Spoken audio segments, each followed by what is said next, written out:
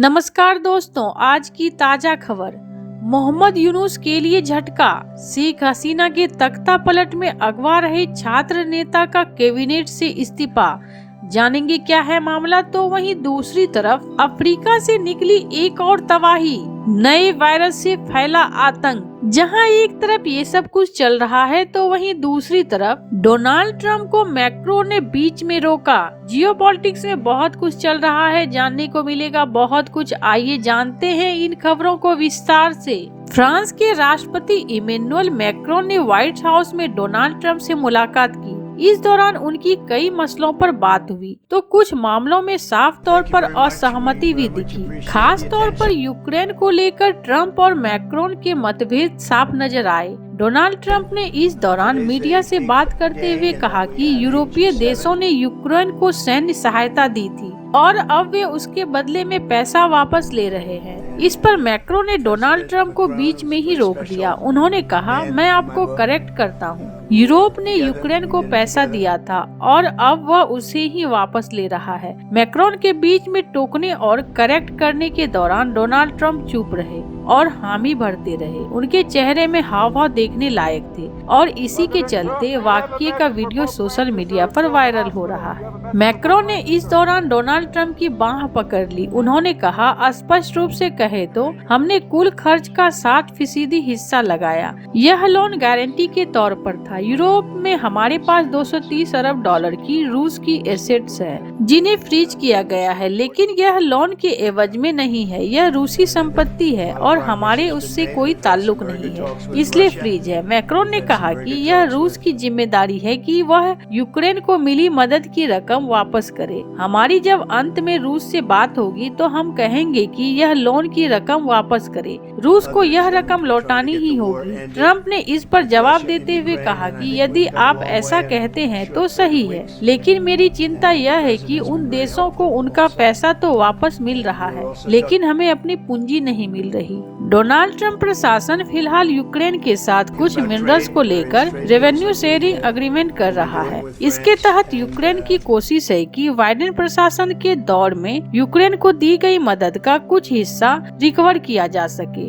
यह रकम अमेरिकी प्रशासन ने रूस के खिलाफ जंग में हथियार खरीदने के लिए की थी। ट्रंप का कहना है कि उन्हें उम्मीद है कि यूक्रेन के साथ मिनरल्स को लेकर एक समझौता ही होगा। इसके तहत 180 अरब डॉलर की मदद जो अमेरिका ने की थी उसका कुछ हिस्सा रिकवर ही करेगा। ऐसा लगता है कि हम उस डील के बेहद करीब पहुंच गए हैं। यूक्रेन के राष्ट्रपति व्लोदिमीर जेलेंस्की ने कहा कि अमेरिका के साथ हम एग्रीमेंट के करीब हैं। तो वहीं दूसरी तरफ इबोला और जीका जैसे जानलेवा वायरस के बाद अफ्रीका में इन दिनों एक और वायरस का आतंक फैलता दिख रहा है। सेंट्रल अफ्रीका में कांगो में इस वायरस ने कुछ ही दिनों में 50 से ज्यादा लोगों की जान ले ली है। सोमवार को स्थानीय डॉक्टरों और विश्व स्वास्थ्य संगठन यानी WHO ने इस नई तबाही के बारे में चौंकाने वाले तथ्य पेश किए हैं।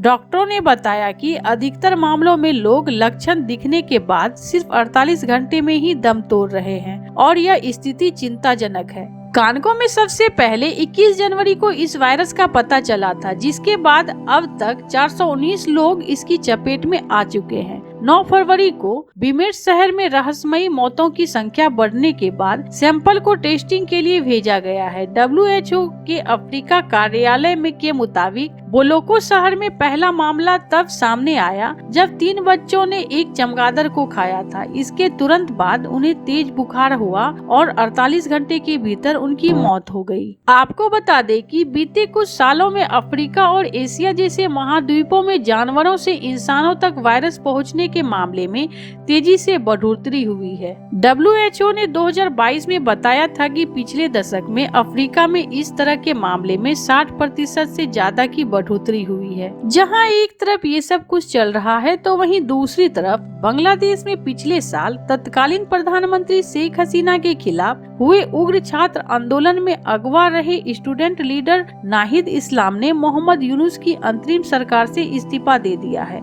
इस्लाम यूनुस कैबिनेट में सूचना सलाहकार के पद पर तैनात थी। कुछ रिपोर्ट्स के मुताबिक उन्होंने बांग्लादेश की अंतरिम सरकार के मुखिया को मंगलवार को अपना इस्तीफा सौंप दिया। ऐसी चर्चा है कि नाहिद इस्लाम अब एक नई राजनीतिक पार्टी का संगठन करेंगे। नाहिद यूनुस सरकार के कामकाज से नाराज बताए जा रहे पिछले साल इस्लाम शेख हसीना की नीतियों के खिलाफ छात्र आंदोलन को लीड करने वाले नेताओं में से एक थे। पिछले कुछ दिनों से नाहिद के पद छोड़ने की चर्चा चल रही थी। इस्तीफा देने के बाद मीडिया को संबोधित करते हुए नाहिद ने कहा कि उसने कैबिनेट और अन्य सभी समितियों को इस्तीफा दे दिया है। यह उम्मीद है कि नाहिद इस्लाम आगामी शुक्रवार को लॉन्च होने जा रही नई राजनीतिक पार्टी के संयोजक की जिम्मेदारी संभालेंगे। भेदभाव विरोधी छात्र आंदोलन और राष्ट्रीय नागरिक समिति की पहल पर यह नई राजनीतिक पार्टी शुरू होने जा रही है। पार्टी गठन की चर्चा कई दिनों से चल रही थी। रविवार को इस्लाम ने मोहम्मद यूनुस से मुलाकात की थी। तभी से अटकलें लगाई जा रही थी कि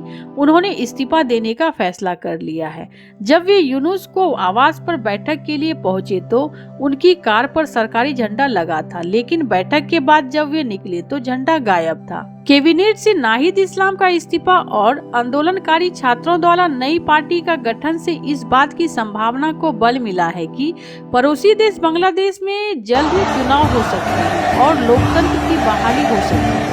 नए कदम से शेख हसीना के खिलाफ आंदोलन करने वाले छात्र नेताओं ने यूनुस सरकार पर इसका दबाव बनाना शुरू कर दिया है। हालांकि मोहम्मद यूनुस कह चुके हैं कि 2025 के अंत तक चुनाव हो सकते हैं। यूनुस एक अनिर्वाचित और अलोकप्रिय नेता है, उन्हें जन समर्थन हासिल नहीं है।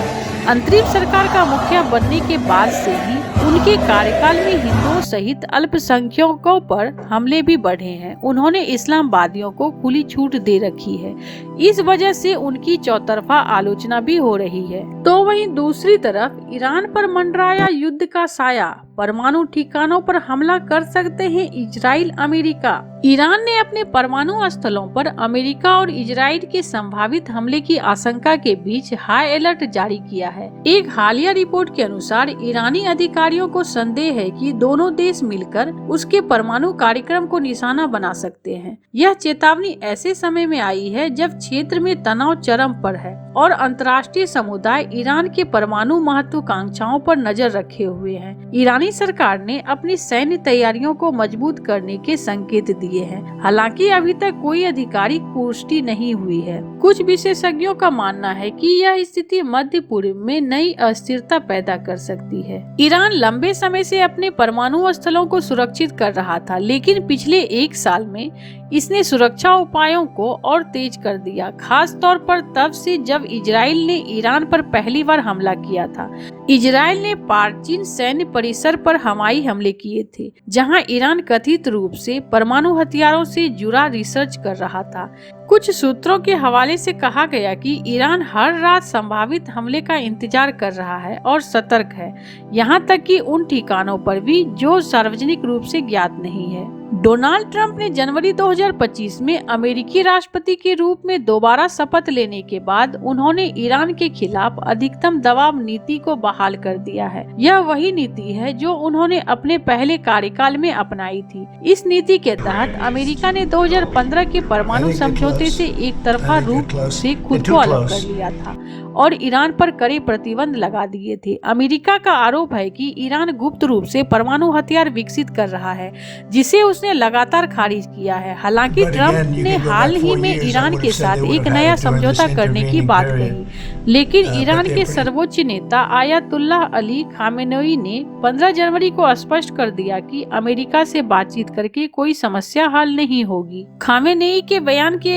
एक दिन बाद इजरायली प्रधानमंत्री बेंजामिन नेतन्याहू ने कहा कि उनका देश अमेरिका के सहयोग से ईरान के खिलाफ अंतिम प्रहार करेगा। नेतन्याहू ने कहा, पिछले 16 महीनों में इजराइल ने ईरान के आतंकवादी नेटवर्क पर कड़ा प्रहार किया है। राष्ट्रपति ट्रंप के मजबूत नेतृत्व में और अमेरिका के अटूट समर्थन के साथ मुझे कोई संदेह नहीं है कि हम इस कार्य को पूरा करेंगे। ऐसे आपको क्या लगता है? इन सब मामलों में आपकी क्या राय है? कमेंट कर जरूर बताएं। जल्द मिलते हैं अगले वीडियो में नई खबर के साथ।